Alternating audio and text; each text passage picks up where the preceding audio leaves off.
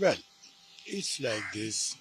The situation is grave and there is possibility, potential for war. But at the same time, I would say that India should not start a war because India has already taken diplomatic measures, economic measures, the Indus Water Treaty, abeyance, not withdrawal. Because some of the media have been saying that India has withdrawn. No, India has not withdrawn. India has kept it in abeyance and will keep it in abeyance till Pakistan gives credible assurance that there will be no more terrorist attacks on India from Pakistan soil.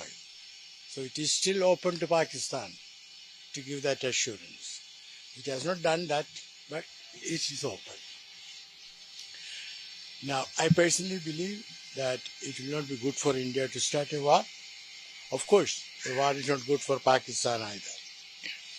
What is required is policy should be based not only on emotional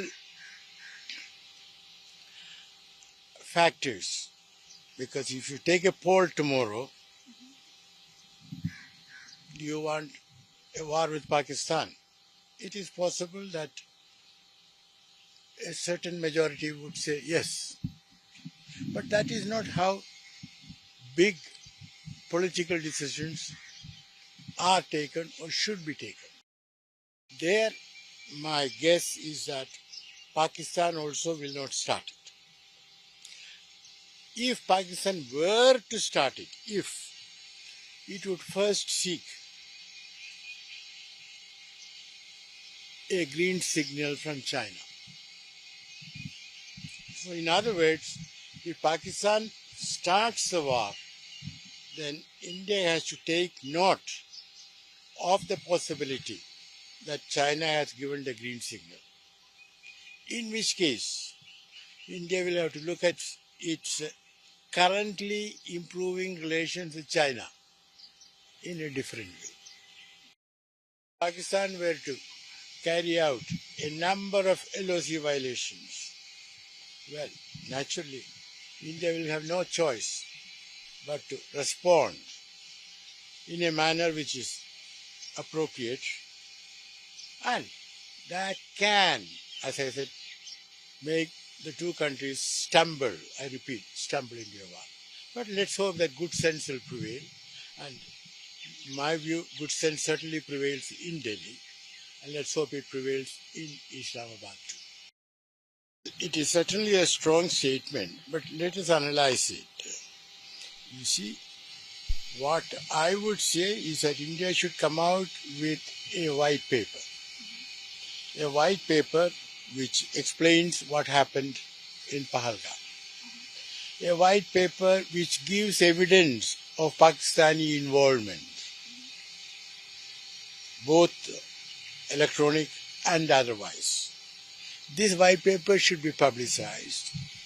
And since India and Pakistan still have diplomatic relations, India should hand over a copy of the white paper to Pakistan and demand a response.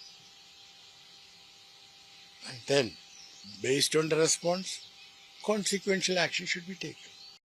Well, Pakistan is getting increasingly isolated. Pakistan's statements are not taken seriously by the international community, but Pakistan is having a strong relationship with China. I would even call it a nexus. As Chanakya said, between any two neighbors there can be a nexus.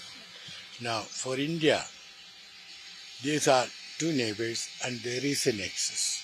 We have to take that into account. And it is also in India's interest to, I'm sure External Affairs Ministry would have already done it, tell Washington Moscow, Beijing, London, Paris to put pressure on Pakistan to give India credible assurances. I'll put it this way. I mean, I was in Iran 1976-79. Iranian diplomacy is of high standard.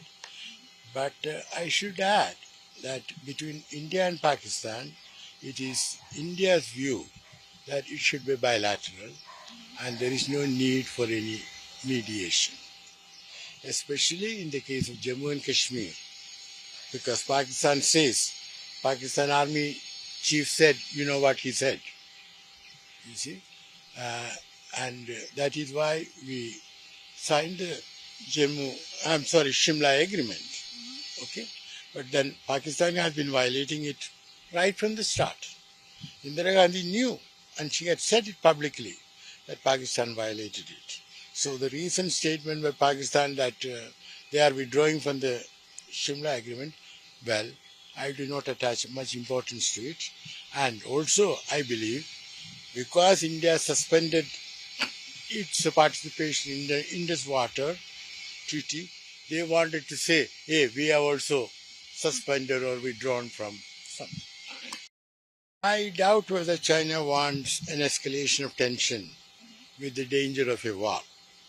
But at the same time, to what extent China will put pressure on Pakistan to behave as a